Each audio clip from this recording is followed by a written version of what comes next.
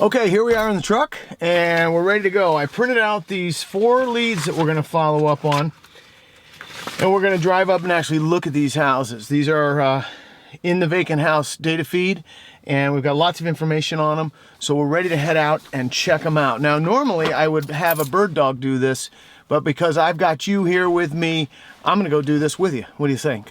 So again, if I were really ramping up production and I was doing deals in other markets, I'd have bird dogs go out and pre-screen these properties for me. But under these circumstances, let's do it together, shall we? All right, let's get out of here.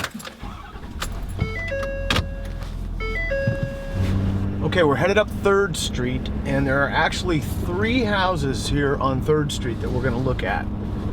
All 3 of them came up as vacant. And we're gonna check them out right now and see what kind of opportunity they represent. And the first one is 294. Oh, here it is. I got a picture of it right here and I can see it right there. Okay, here's 294 West 3rd. And it's looking very, very vacant to me. There's even a notice in the door, on the door, inside the front door there. See that right there? Yeah. Okay, so this is 296 West 3rd, literally next door to the house we just looked at and that we're feeling quite confident is in fact vacant. This one I'm feeling quite confident is not. And what leads me to believe that is A, there's curtains, and B, there's Halloween decorations in the window, which lead me to believe that there's someone here who's paying attention and doing what people do when they live in their house. And there's also a flag right up on the front porch there. Now you might say, wait a minute, why would the Vacant House Data Feed show this house when it's obviously not vacant? Here's the thing. Vacancy is a very fluid environment. So houses are vacant and then they're occupied and then they're vacant and they're occupied. And the data that we compile is as timely as is possible. However, things change. And so just the same, there are certainly going to be some vacant houses in your area or wherever you're doing business that haven't made the list yet. So you might spot a vacant house that's not on the list, and you might spot a house that is on the list that's not vacant. And that's a function of the fluidity of the environment. It's always changing. But what you'll find is the bulk of the houses that are on this list are vacant. So in this case, I'd be willing to bet. Now let me look at this. You've got so we have what we call a non-matching address here. So what that is an absentee owner, meaning that the owner lives somewhere other than here. This is probably a rental property that went vacant for a few months and has just recently been reoccupied by a new tenant. And so on the next update of our data, it's extremely likely that this will no longer be on the list because it's now occupied. So, if you come across a house that's occupied that's on the Vacant House Data Feed, don't let it bother you. It's a function of the fluidity of the environment. And so but what you'll find is the vast majority of them are, and frankly, one deal from the Vacant House Data Feed in the next 12 months would pay for it for the next 12 years. So, this is like no other product of its kind. When we have a house on this list, it has been verified vacant. But now we're verifying that it's been very recently occupied and therefore is going to come off this list post haste, probably with the next update. That's how it goes. But think of the power of having the data at your fingertips, the deals you can do, the motivated sellers you can work with, the kind of money you can make with this. I am so excited about this. Okay, the next house on our list is 339 West 3rd Street, and we're coming up on it right here. Yep, there it is, 339. Let's see if I can get it in the background of the shot here. There it is, right out my window. That's 339 West 3rd. Now what's really cool about this house, and oh, by the way, it looks very vacant to me. In fact, I can see in the living room window that there's absolutely nothing in there. But what's very cool to me, I'm backing up now, I want to make sure I don't hit that nice antique Porsche behind us, is the view. Okay, so can you see that? Between these two houses, there is one heck of a view of that valley. Let me get the camera.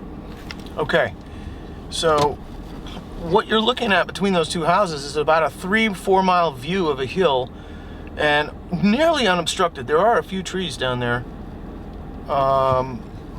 but this house has a phenomenal view. Now the other thing, did you just notice? We got somebody coming behind me here. There, see that trailer down there, that dump trailer? Oh, good, he's gone. Oops. See that dump trailer down there? Let me zoom in on that. Okay, see that down there? What that tells me is that this house is being worked on. Let's go down there and look at that. Let's go down in the alley behind this. Okay, we're gonna go down around behind here. 339 West 3rd. Loving this little house. It's quite small, but it has a phenomenal view. So let's go down to the alley, and while we're going down there, I want to mention something. On this one, we have a non-matching address. Okay, so the owner is an LLC in Sands Point, New York. You remember that from the last video. I think that's Long Island. I could look it up easily on Google, but I think it's Long Island, or certainly downstate New York, a long way from here. I can tell by the zip code, it's hundreds of miles from here. And what that tells me is it's a landlord. It's an investor that owns this property. Now the picture is from the rear, and it shows all these trees and stuff in the way.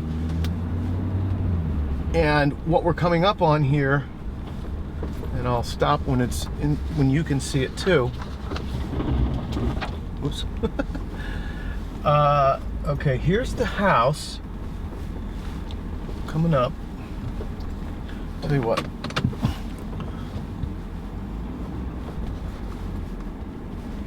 Stand by, I'm gonna get the camera. Okay, here's the house from the back. And obviously it's, you know, down a slope because we have this big view over to our right. And you'll notice the ground is all cleared back here. And then there's this dump trailer with brush in it. And the picture indicates there was a whole bunch of nasty brush back here. So this landlord, this investor that we're talking about, who bought this house in 2011, has cleared all this junk out from back here. So there's some work happening on this house, but it's vacant. In fact, there we go. What I think we have here is obviously a landlord that's doing work on a vacant house, but you never know if he or she is a burned out landlord. They're hundreds of miles away. The place is vacant.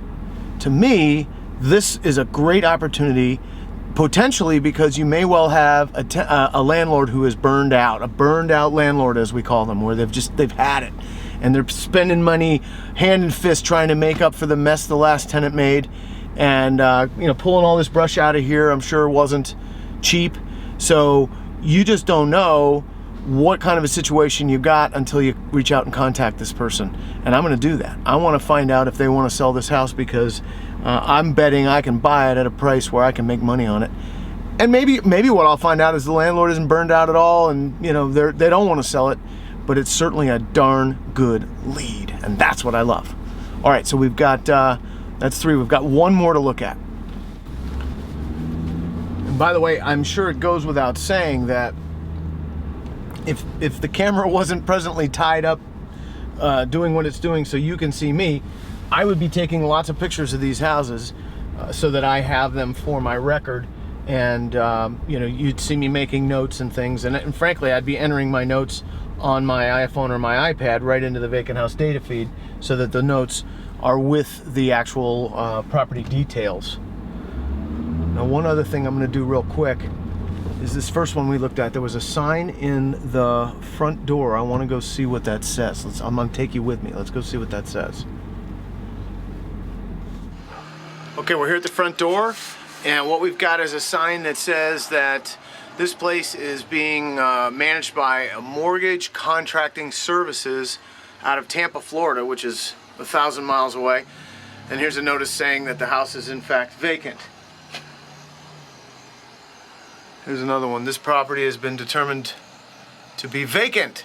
So this is a foreclosure. However, the tax assessor records does not, at least according to what I've got in my data, that this is bank owned yet. So the foreclosure may not even have taken place. By the way, here's another sign of vacancy. There's a phone book that's been sitting in that bag for a month soaking wet. Obviously, no one living here. These are all things that are easy to spot. There's a shot of the inside from a side window. Big kitchen and dining room in the back. Looks pretty darn nice. Handy. There's even an outdoor toilet. Gotta love that.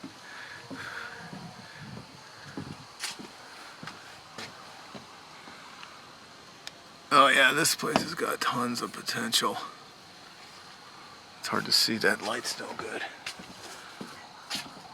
Now what's missing is there's no garage. There's an alley running right back there, but there's no garage. That would add a ton of value to this house. As long as we're here looking at it, what you got is an older foundation meeting up with a newer foundation. So this whole back piece here where the kitchen and the big dining room is, that's an addition. That's an addition. The original house ends at this wall. That place gets me excited. I smell money.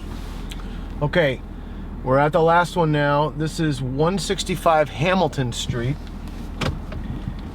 And it's a cute little Cape Cod with a nice roof, and it's in good shape. Okay, there it is. 165 Hamilton. Now it's obviously not neglected, but it sure does look empty. The curtains are all drawn. Here's the alley. Let's go down here.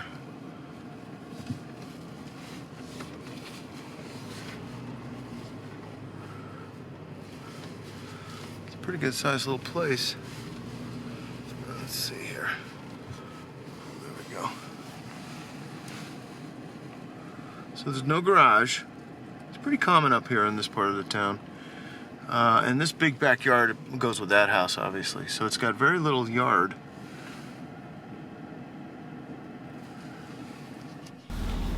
All right, so what we know about this house is it's owned by an individual named Craig, who lives in an apartment in Brooklyn.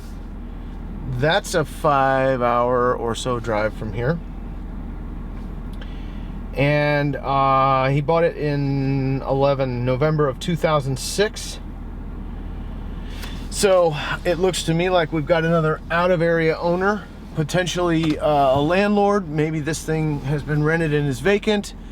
Maybe it belonged to his parents, who have passed away, and it was left to him, and the tax assessor now shows that it belongs to him, and maybe he's wondering what on earth to do with it because it's 5 hours away. I'm gonna back this big rig around here. I'm not sure. Here we go. So that's another one that I'm very interested in. It's obviously not neglected and overgrown, but it's empty and owned by a guy 5 hours away. So that's 4 houses, one of which I'm all but positive is occupied. 3 look like really interesting opportunities. This has been a great little property tour. I hope you did. I hope you've enjoyed it, and I hope you learned something too. Take care.